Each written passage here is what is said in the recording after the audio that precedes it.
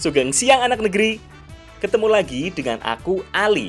Sekarang aku mau ajak kalian semua buat keliling Kabupaten Temanggung. Di kota tembakau ini, aku mau cari ikan kekel buat diolah jadi pepes dengan tambahan bumbu Dewan Daru. Selain itu, aku juga mau buat mangut ikan lele. Aku juga mau membuat sesuatu yang serba berwarna biru, mulai dari makanan dan batik. Semuanya menggunakan bahan pewarna alami loh. Oh iya, bukan cuma itu. Aku juga mau cari kroto, si telur semut rangrang yang jadi pakan burung, buat diolah jadi botok. Selengkapnya hanya di Jejak Anak Negeri.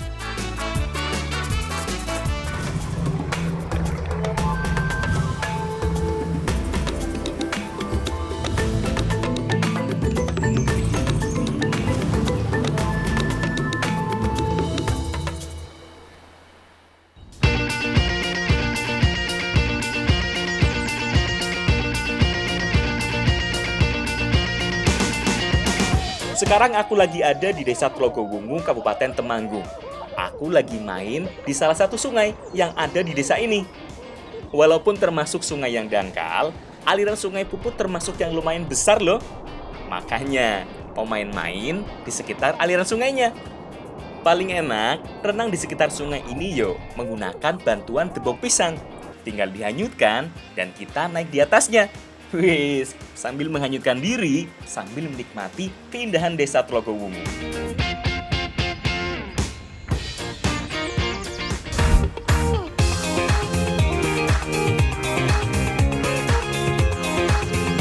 Sungai Pupu di sekitar Desa Tlogowungu ini salah satu sungai yang masih alami. Makanya, berbagai jenis ikan mudah ditemukan di sini. Salah satunya adalah ikan kekel yang akan kita cari sekarang. Nah, kita lagi cari ikan kekel di sekitaran Sungai Pupu. Jadi caranya adalah kita bendung dulu sungainya supaya air di bawah itu menyusut dan baru kita cari ikan kekelnya. Ikan kekel adalah salah satu jenis ikan berkumis yang biasa ditemukan di sungai beraliran deras. Syarat lainnya adalah habitatnya harus memiliki kualitas air yang bagus. Makanya, saudara jauh dari ikan lele ini sudah jarang ditemukan di banyak tempat. Lawang di Temanggung saja cuma di Sungai Pupu ini. Itu menandakan kualitas air di sini masih sangat bagus. Setelah aliran air terbendung dan dialihkan ke sebelahnya, air sungai akan segera surut dan bisa langsung diambil ikannya. Biasanya ikan kekel akan bersembunyi di balik bebatuan kecil demi menghindari terbawa arus sungai yang cukup deras. Nah, kalau sudah dibendung begini, jadi lebih mudah yo nangkepnya. Nah, setelah sungainya surut, nanti ikannya bakal lompat-lompat sendiri, jadi gampang untuk nangkepnya. Nah, ini ikan yang kita cari, namanya ikan kekel. Berbeda dengan ikan berkumis pada umumnya, ikan kekel ini tergolong ikan dengan ukuran yang kecil. Panjangnya berkisar sekitar 5 hingga 7 cm untuk kekel yang sudah dewasa. Tapi jangan salah, kecil-kecil begini memiliki 3 duri yang cukup tajam di sirip samping dan atasnya. Kalau ketusuk yuk, siap-siap, demam semalaman. Yuk kita bawa dulu buat kita masak.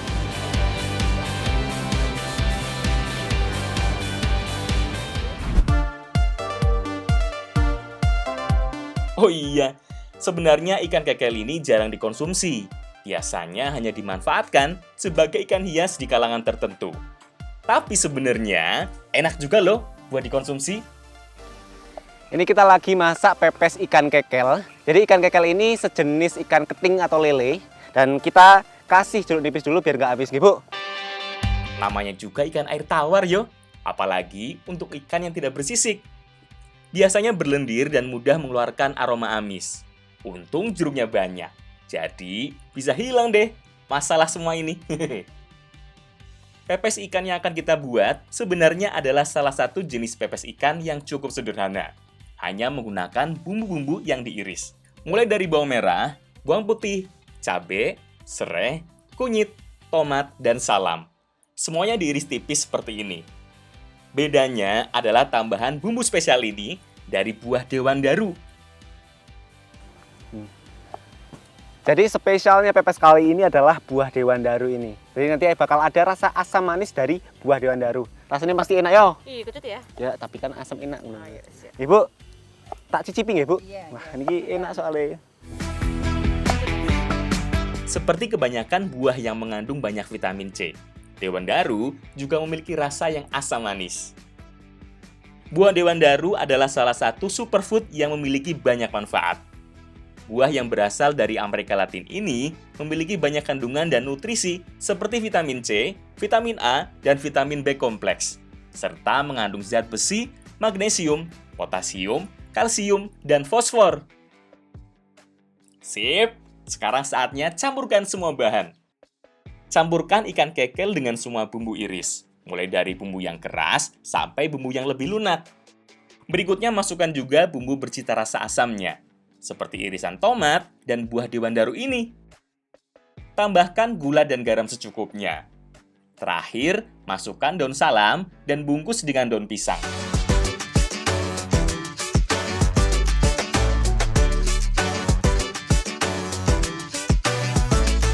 Sip, tinggal kita kukus deh sampai matang. Ada beberapa jenis pepes. Ada yang menggunakan bumbu kuning, ada yang menggunakan bumbu kelapa, dan ada juga yang menggunakan bumbu iris sederhana. Masing-masing daerah punya ciri khas ya. Tunggu sekitar 10-15 menit. Kalau di permukaan daunnya sudah tidak ada titik air, berarti pepes kekel dewandaru sudah bisa dihidangkan.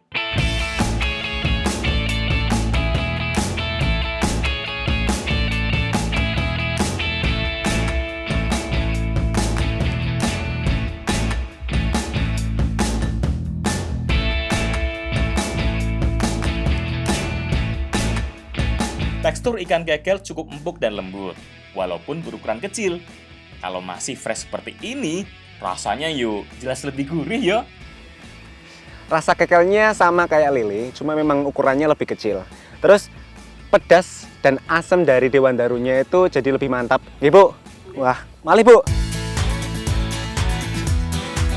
Bukan cuma enak dimakan, dewandaru juga dikenal sebagai salah satu buah yang bisa digunakan sebagai obat herbal. Namanya juga superfood yo. Salah satu jenis makanan yang punya nutrisi lengkap. Berarti kalau ngomongin superfood, nah di Jazirah Arab punya kurma. Sedangkan kita punya dewandaru yang merah merona.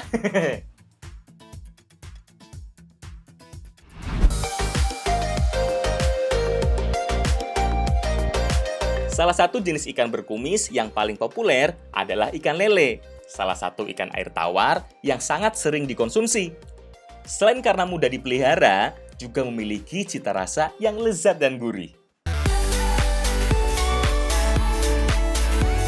Kira-kira mau dibuat jadi masakan apa yuk? Sampai ikan lelenya harus diasapi seperti ini. Nanti aku ceritain yuk. Yang penting asapi dulu semua ikan lelenya sampai matang. Tadi kita sudah memasak kekel. Sekarang kita bakal mengolah keluarga dari kekel, yaitu lele. Nah, ini kita aspin dulu biar nanti matang dan aromanya khas. Ada yang tahu belum? Sebenarnya, apa fungsi dari kumis pada ikan lele dan sejenisnya? Sebenarnya kumis-kumis ini berfungsi sebagai indera peraba yang berperan penting dalam mencari makanan. Karena ikan lele lebih sering beraktivitas saat malam hari. Jadi bukan hanya sekedar hiasan loh. Oh iya, sebenarnya ikan lele ini mau aku masak jadi mangut lele. Makanya, ikannya harus diasapi, bukan dibakar atau dipanggang, biar mateng dan berubah warna karena asapnya. Untuk membuat olahan ikan mangut, selain ikan yang diasapi seperti ini, kita juga harus menyiapkan bumbu santan kental yang pedas. Makanya, kita harus menggunakan berbagai bumbu yang dihaluskan, seperti garam, lada, bawang merah, bawang putih, ada juga kunyit dan cabai. Pokoknya kombinasi bumbu kental, gurih dan pedas. Nah, karena butuh santan kental yang banyak, makanya butuh juga kelapa yang diparut yang lebih banyak. Kelapa yang cukup tua dipilih karena sudah memiliki kandungan santan dan minyak yang cukup banyak. Jadi rasa santannya nanti juga jadi lebih gurih. Semua bahan siap, saatnya kita masak. Tumis dulu semua bumbu halusnya, tunggu sampai harum dan matang. Tambahkan serai, lengkuas, dan salam yang sudah digeprek sebelumnya. Oh iya, Tumis juga sedikit irisan tomat. Setelah semua bumbu matang, masukkan santan kentalnya. Tunggu sebentar sampai mendidih. Baru deh, masukkan ikan lele yang sudah aku asapi tadi.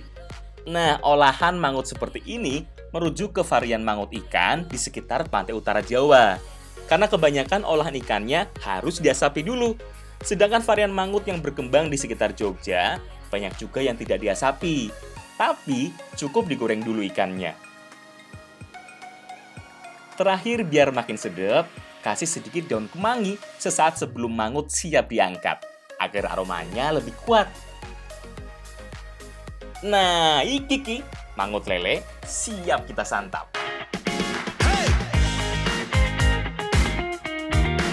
Banyak yang mengira kalau mangut adalah salah satu jenis ikan. Padahal mangut sebenarnya adalah cara memasak ikan dengan dimasak kuah santan kuning seperti ini. Selain dengan ikan pari dan lele, mangut juga biasa dijumpai dari bahan dasar belut dan berbagai jenis ikan-ikanan lainnya. Balik lagi yo, yang penting harus sudah diasapi atau digoreng dulu ikannya, baru dicampur dengan kuah santan pedas. Nah, karena lelenya tadi diasapi terlebih dahulu, maka aromanya menjadi khas dan dipadukan sama bumbu kuning seperti ini menjadi lebih gurih dan juga lebih mantap, nggih. Walah, ayo tambah maneh, pedes maneh yo. Wah, mantap ki. Nah, justru itu aroma sangit dari proses pengasapannya yang jadi ciri khas yang bikin mangut seperti ini banyak dicari. Karena alam memberikan banyak manfaat.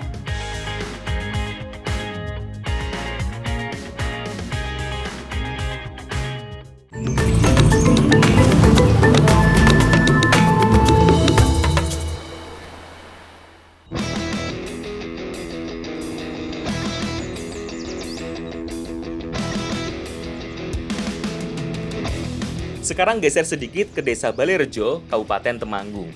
Aku mau bikin salah satu olahan yang bisa dijadikan cemilan. Lagi bikin bolu kukus ditambahin sama bunga talang. Nah, bunga talang ini sebagai pewarna biru alami pada makanan. Jadi ini tambah apa nggih, Bu? Nggih kan? Bunga telang adalah salah satu bunga yang dapat menghasilkan warna biru dan bisa digunakan sebagai pewarna makanan alami. Biasanya lebih sering digunakan sebagai wedang yo. Bunga telangnya sudah dikeringkan, akan langsung mengeluarkan warna biru saat disiram dengan air panas seperti ini. Bahan utama membuat bolu kukus sebenarnya sangat sederhana. Hanya butuh tepung terigu, gula, telur, kelapa, vanili, dan pengembang. Pertama kocok dulu telurnya sampai halus. Kemudian masukkan gula pasir dan aduk sampai gulanya mencair. Setelah itu campurkan juga tepung terigunya. Aduk sampai semua adonan merata. Nah, biasanya kalau membuat adonan seperti ini, kita akan langsung mencampurkan semua bahan. Padahal, hal itu yang akan membuat adonannya langsung menggumpal. Makanya, semua bahan harus dimasukkan satu persatu sampai halus, baru ditambahkan dengan bahan berikutnya. Selain telur, gula, dan tepung terigu, bahan yang tidak kalah penting untuk membuat bolu kukus seperti ini adalah vanili sebagai penambah aroma agar tidak amis. Ada juga pengembang biar adonannya nggak bantet. Oh iya, ada juga santan. Makanya kita perlu parut kelapa juga walaupun tidak terlalu banyak karena membuat adonan makanan yang satu ini tidak menggunakan air sama sekali. Bahan pelarutnya yo dengan santan ini.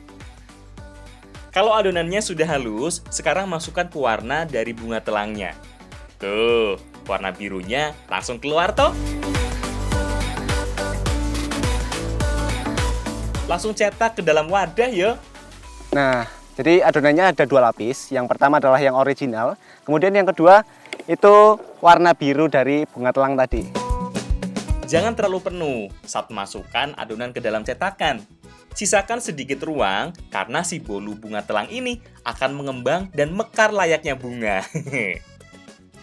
Nah, kalau adonannya terlalu penuh, yuk bakal tumpah-tumpah nantinya. Sip, kalau sudah siap, langsung kita kukus adonannya. Sesuai dengan namanya, bolu kukus ini akan matang dengan cara dikukus seperti ini. Jajanan yang memiliki tekstur lembut ini berkembang di kalangan masyarakat biasa. Makanya, cara masaknya juga sederhana. Berbeda dengan jenis bolu yang matangnya harus dipanggang.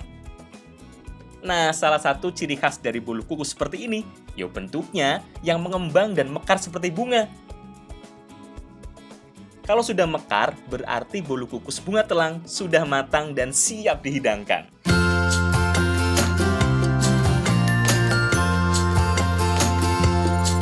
Kue basah yang satu ini merupakan salah satu kue tradisional Indonesia yang sudah sangat merakyat dan disukai oleh semua kalangan. Dari semua usia juga, apalagi anak-anak. Yo jelas, suka dengan makanan yang manis lembut seperti ini. Apalagi kalau warnanya sudah cantik begini. Jadi si bunga talang ini nggak ada rasanya dan warnanya yang bagus. Cocok banget buat pewarna makanan apapun. Ya Mbak, yang mana kilo? Mana? Tanda mana? Selain bisa mempercantik makanan, si biru ini juga memiliki banyak manfaat. Karena bisa berfungsi sebagai antioksidan, antibakteri, antiinflamasi, antiparasit, antidiabetes, anti kanker, dan segudang manfaat lainnya. Keren toh? Karena alam memberikan banyak manfaat.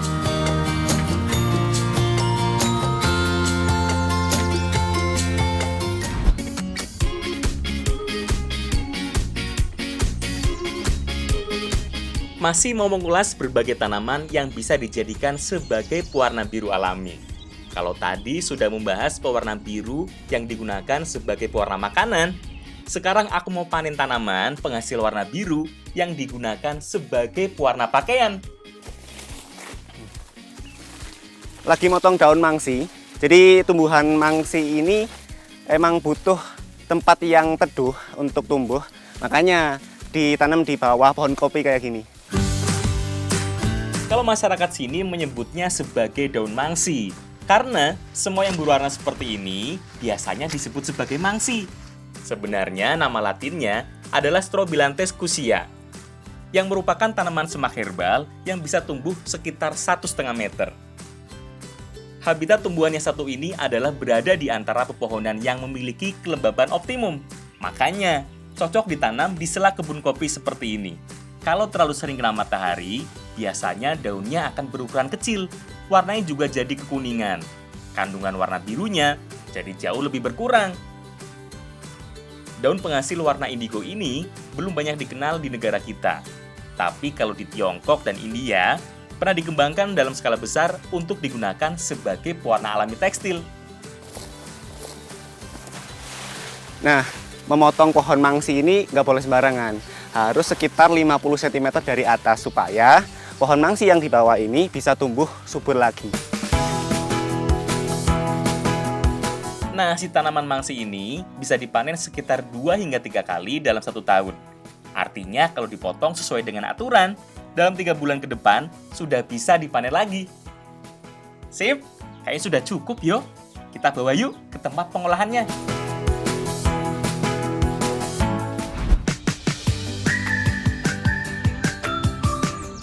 Proses pertama untuk menghasilkan pasta pewarna alami adalah dengan merendam semua bagian tanaman dalam waktu yang cukup lama.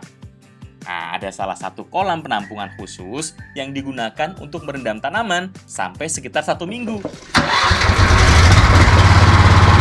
Sumber warna biru dari tanaman ini paling banyak adalah bagian daunnya, tapi bagian batang yang masih muda juga terdapat sumber warnanya. Makanya bisa juga direndam semua. Selang berapa lama, warna biru akan mulai keluar. Setelah itu bisa dipindahkan alirannya ke kolam berikutnya.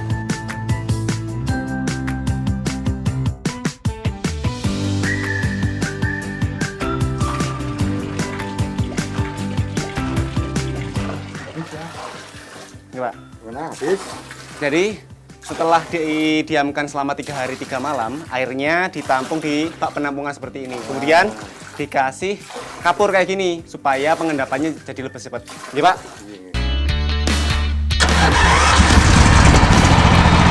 Kapur digunakan sebagai pengikat zat warnanya. Dengan begitu, zat warna akan terkumpul bersama endapan kapurnya. Nah, tanpa kapur, zat warna akan tetap tercampur dengan air dan susah untuk dimanfaatkan. Setelah dicampur dengan kapur dan diendapkan dalam waktu cukup lama, berikutnya akan dialirkan ke kolam pengendapan. Nah, di tahapan inilah zat warna akan mengendap dan berubah jadi pasta seperti ini. Nah, kalau sudah padat begini, Jadi lebih mudah yo untuk dikemas dan diaplikasikan ke dalam berbagai media, termasuk pakaian. Oh iya, tenang yo kalau menggunakan bahan pewarna alami seperti ini.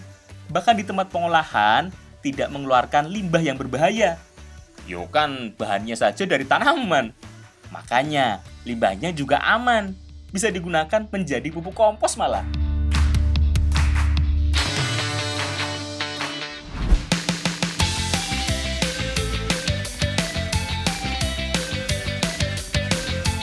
Kalau di Kabupaten Temanggung, pasta pewarna biru dari Strobilanthus cushia ini biasa digunakan sebagai pewarna batik. Sebelumnya, aku mau coba belajar batik dulu ah. Nah, kalau Mbak Ayu sih katanya mau belajar nyanting, membuat batik tulis manual yang cukup susah. Kalau aku pilih yang gampang wae, ngecap. Kalau di sini, motif batiknya lebih kontemporer yo. Nah, kalau kata ibu-ibu sih, motifnya sekar, alias sekar PDW. Makanya Mbak Ayu bisa bebas membuat motif apa saja, sekreatif-kreatifnya. Katanya tidak ada yang salah dalam membuat motif batik di sini. Semuanya bisa memiliki nilai seni. Sedangkan untuk batik capnya, menggunakan motif pring seperti ini. Karena bahan dasar cetakannya menggunakan bambu kecil yang disusun begini. Tinggal susun model capnya, mau bentuk pagar atau susunan yang lainnya.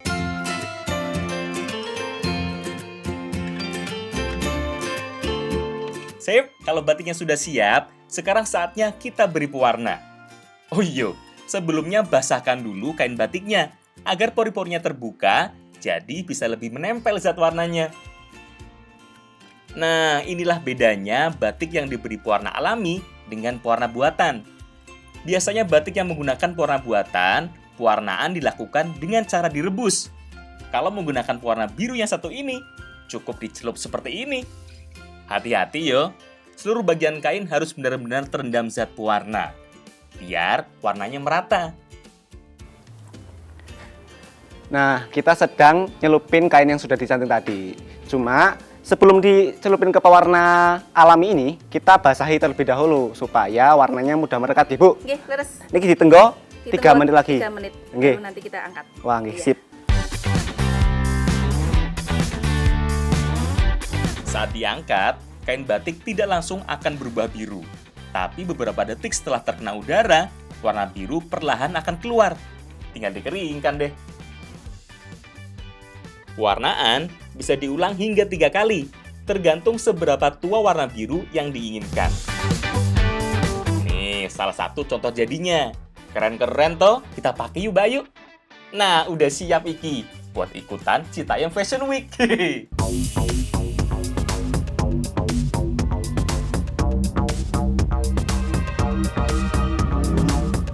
Ini dia, supermodel Ali Hasful dan Ayu Chandra. Keren toh?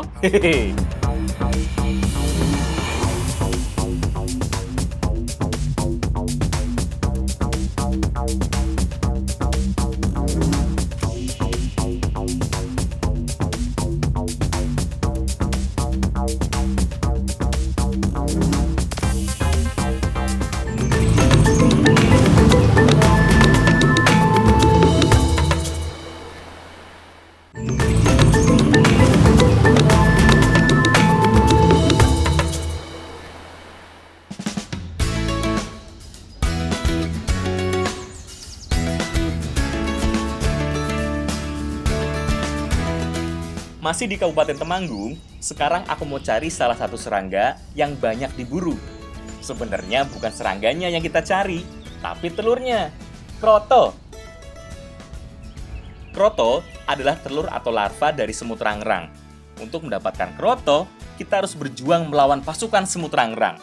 Tenang, alat tempurnya sudah aku siapkan. Abu.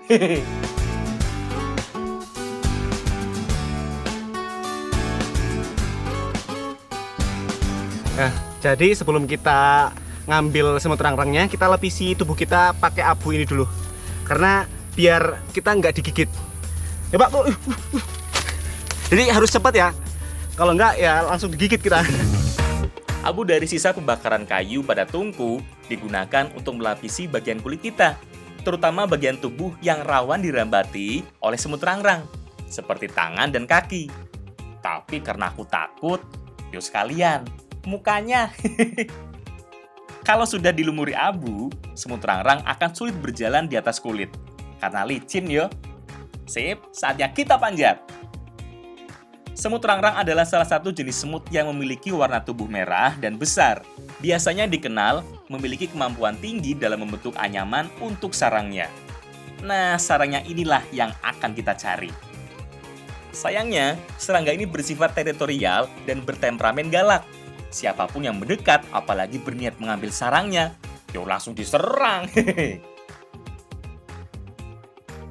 Sip, sarangnya sudah didapat. Sekarang pisahkan dari semutnya pelan-pelan. Dengan cara pindahkan alas perampungnya bergeser ke tempat lain. Semut rangrang sebagian akan tertinggal. Begitu terus sampai jumlahnya jauh berkurang. Biasanya, kroto dari semut rangrang sering digunakan sebagai pakan burung berkicau karena larvanya sangat disukai oleh burung pemangsa serangga.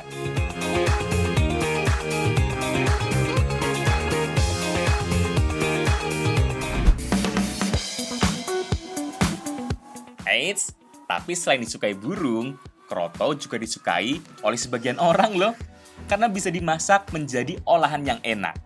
Nggak percaya? Nah, biasanya telur semut rangrang ini atau kroto digunakan sebagai pakan burung, tapi ini bisa dikonsumsi. Nah, kita akan masak jadi botox kroto. Ini kita pisahkan antara telur semut rangrang dengan semut rangrang yang dewasa.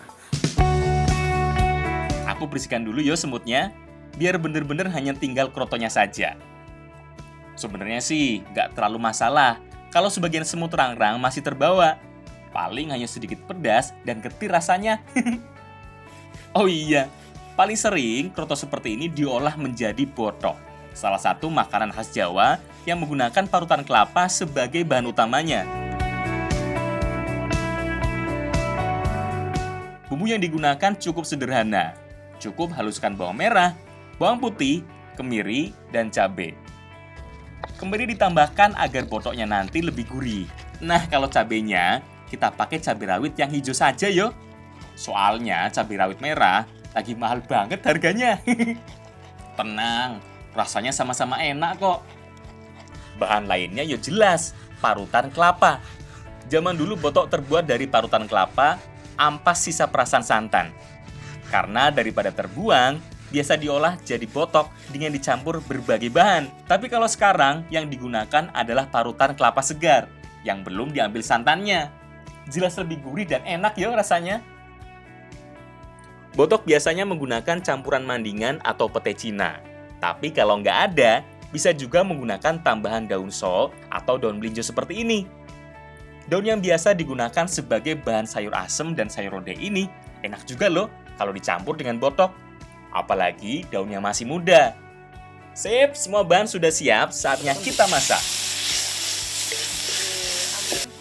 Tumis dulu semua bumbu halusnya, tambahkan juga lengkuas, serai, dan salam yang digeprek sebelumnya.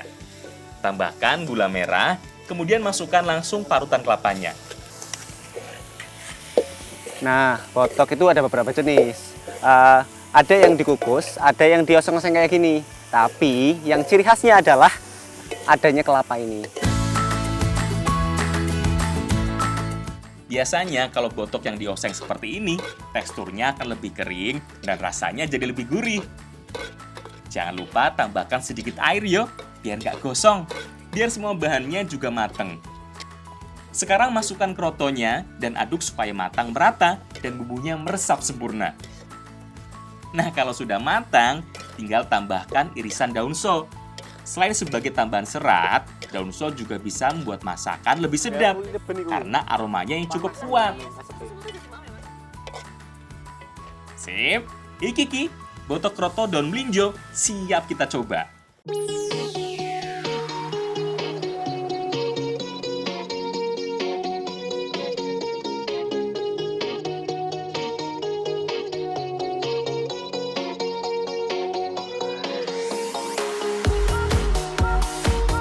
Kroto mengandung banyak nutrisi penting yang dibutuhkan oleh tubuh, baik untuk hewan maupun manusia. seperti zat besi, kalsium, potasium, sodium, dan berbagai vitamin. Nah, iki yang paling disukai oleh cewek-cewek. Rendah kalori dan rendah lemak, tapi kayak protein. Jadi, tambahan kelapa ini bikin krotonya lebih gurih. Apalagi kandungan protein yang banyak, tambah mantap ya, Pak. Selain itu, kroto juga dipercaya bisa mengobati berbagai penyakit, seperti penyakit asma. Makanya nggak heran, di Filipina sana menyebut kroto ini sebagai pakan ajaib. Karena alam memberikan banyak manfaat.